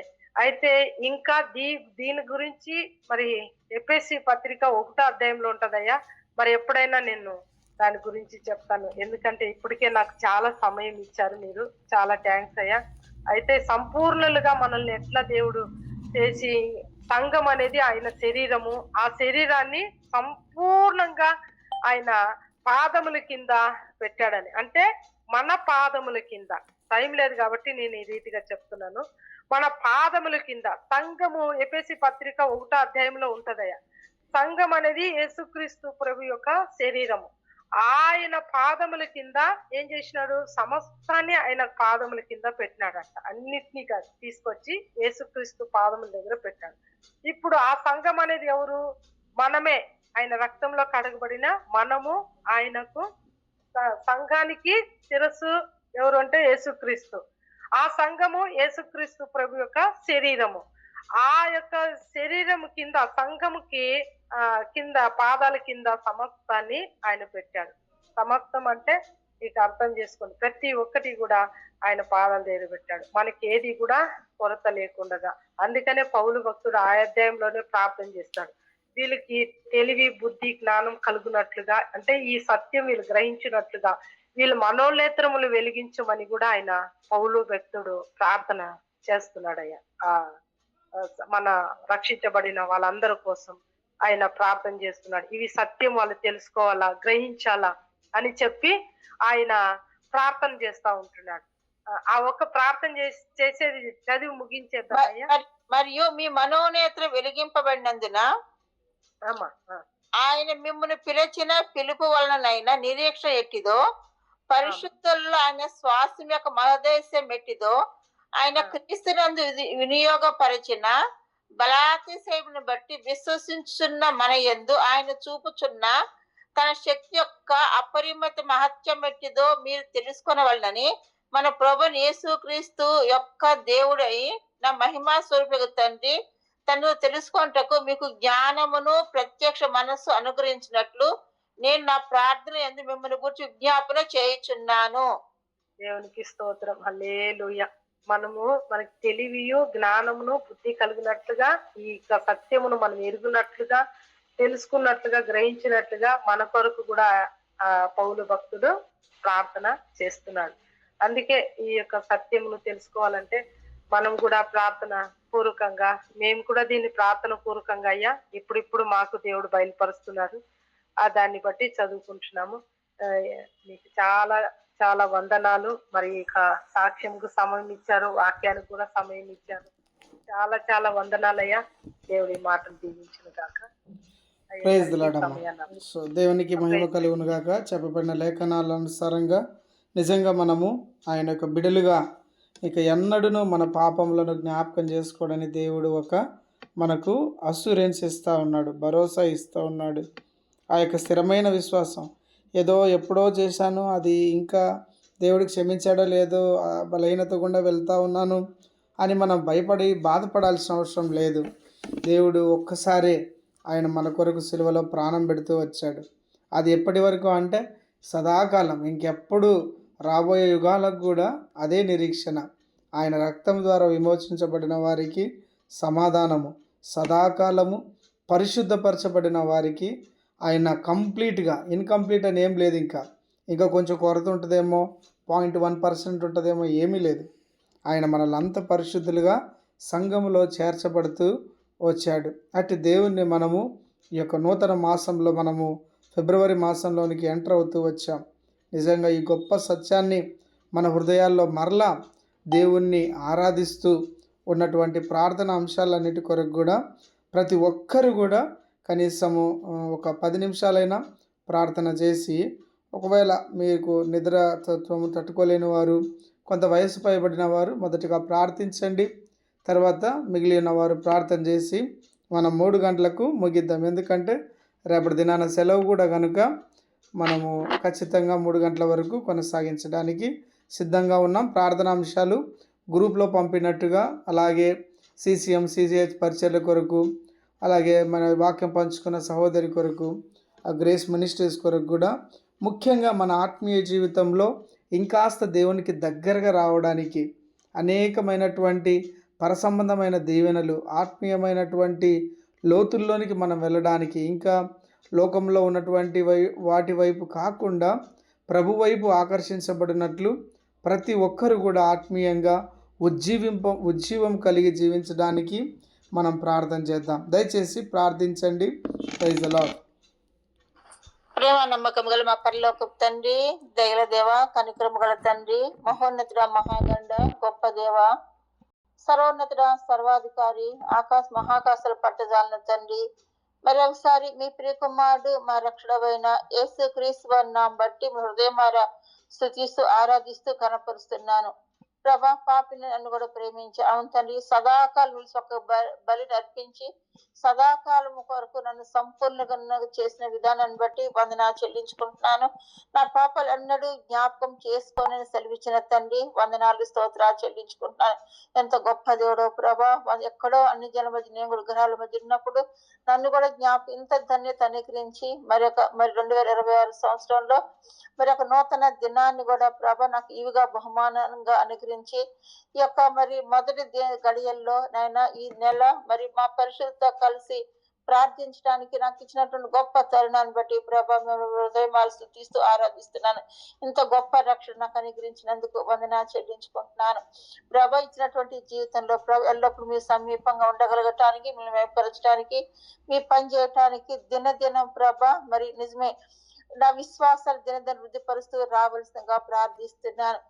అంతేగా ఎల్లప్పుడూ మరి నాకు ప్రార్థన నేర్పించండి, ప్రార్థనలో సహాయం చేయండి ప్రభా, వందనాలు. అలాగే తండ్రి మరి ప్రార్థనలు నడిపించవలసిందిగా కూడా ప్రభా ప్రార్థిస్తున్నాను ప్రభా, వందనాలు. నమ్మకమైన దేవుడవు, దయగల దేవుడవు ప్రభా, వందనాలు. మరి ఒకసారి మిచ్చ రక్షణతో భయంతో కాపాడుకుంటూ విశ్వాసం కర్తయు దాన్ని కొనసాగించి వేసి చూస్తూ ప్రభా నామందించిన పరుగుపై ఓపికగా పరిగెత్తుతూ ఆ గురి ఎత్తగా పరిగెత్తగలగటానికి ప్రభా మీరు వచ్చినప్పుడు నిందారహితంగా మీరు ఎదుర్కోవటానికి ప్రభు దినదినం పరిశుద్ధపరచుకుంటూ మీరు ఆకలి అపేక్షించేదానిగా నన్ను సిద్ధపరుస్తూ రావలసిందిగా ప్రార్థిస్తున్నాను.